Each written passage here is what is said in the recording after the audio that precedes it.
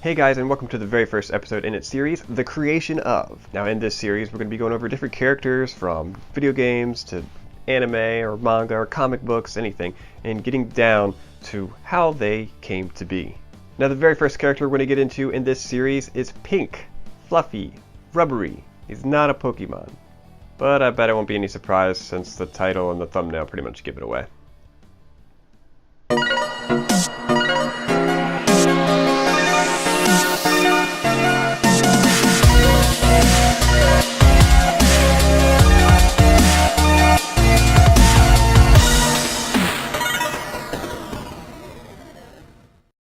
In today's episode of The Creation Of, we're looking into a pink rubbery character, and no, he's not a Pokemon.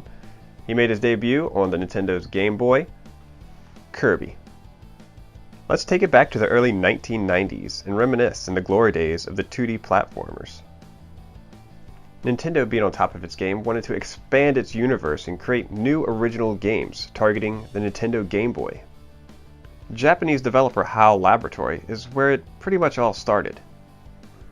The developers had been tasked with creating a new platformer, and like most games in their early stages, they had sprite placement holders. So what that essentially is a sprite that has nothing to do with the game or the character in it. It's just a placement holder to get the mechanics of the game right. If you've ever created your own game before, you know what I'm talking about, because I've done this plenty of times when creating my own platformers. I just make a little box or even a circle with a smiley face on it or something like that, and I pretty much just work out the mechanics and the background, the whole programming aspect of the game, I guess you should say, with its collision or jumping, running, even special moves, power-ups, as simple as gaining special abilities and hitting certain items. Well, the placeholder for this game's main character is actually named POPOPO. Now, does this guy look familiar? That's because after all of their play testing, rather than creating a new detailed character or sprite, they stuck with the actual placeholder.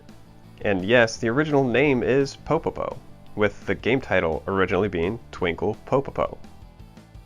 The creator of POPOPO, Masahiro Sakurai, said that the sprite actually better fit the character. And they had pretty much grown on the character, or the sprite rather, after doing all the play testing. Now that they decided to keep that sprite as the main character in the game, they decided to come up with a new name. Now this name in particular was chosen out of honor for the American lawyer who represented Nintendo in a case back in 1984. The Universal City Studios versus Nintendo. That lawyer was John Kirby. He helped Nintendo win the battle over a conflict concerning Donkey Kong being a trademark infringement on Universal's King Kong. But we can get into that story another time. So now they have a sprite and they have a name for their new main character.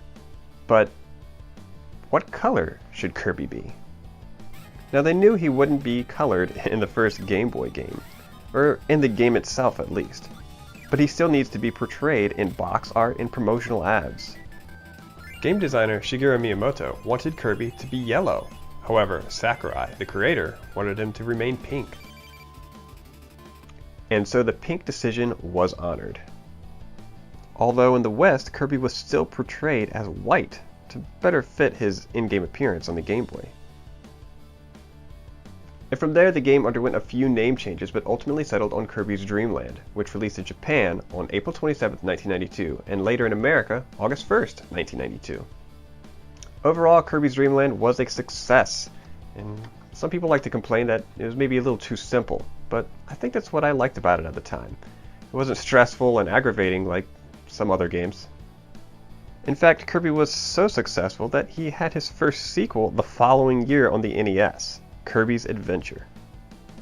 And it was in this game that he first got his abilities to steal his enemies' powers. But from there, Kirby has gone on to do over more than 20 plus games, and not to mention the appearances in anime and manga.